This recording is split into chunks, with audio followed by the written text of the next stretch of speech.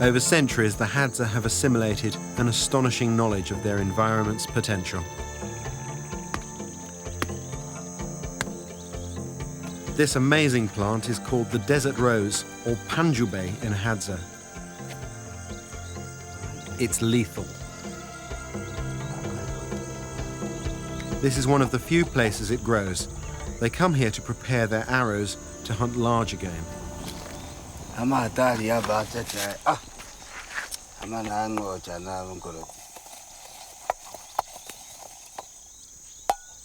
This poison is now ready, and he's forming the poison behind the barb of the arrow.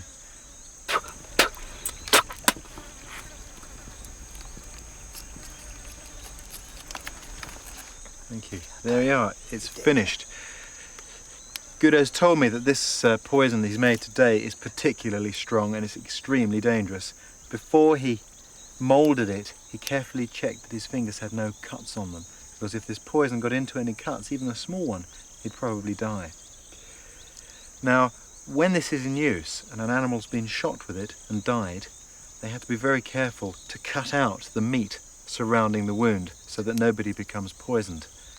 The only problem with this poison is it's extremely fragile. It's very easily damaged by moisture or from being knocked. So now that he's put it on, he has to wrap it up with leather to protect it.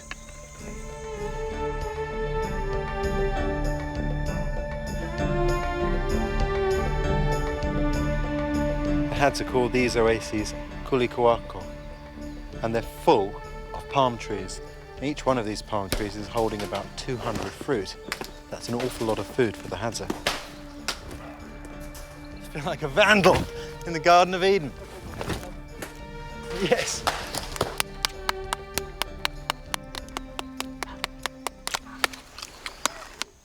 That's amazing, that's delicious. It tastes just like sort of a dried ginger cake. In Hadza they call it menyangupe. Well, Sabina, this is one of the most unusual and one of the most delicious fruits I've ever eaten.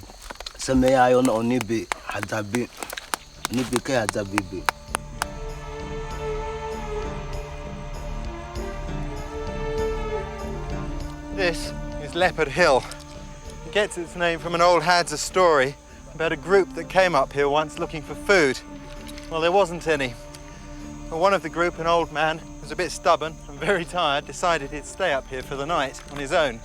The problem is, there was a leopard up here with the same idea, and it ate him. But whatever, this hill is a fantastic sight. It's a landmark that means I'm almost at Angola. I can tell you, that's a really welcome sight.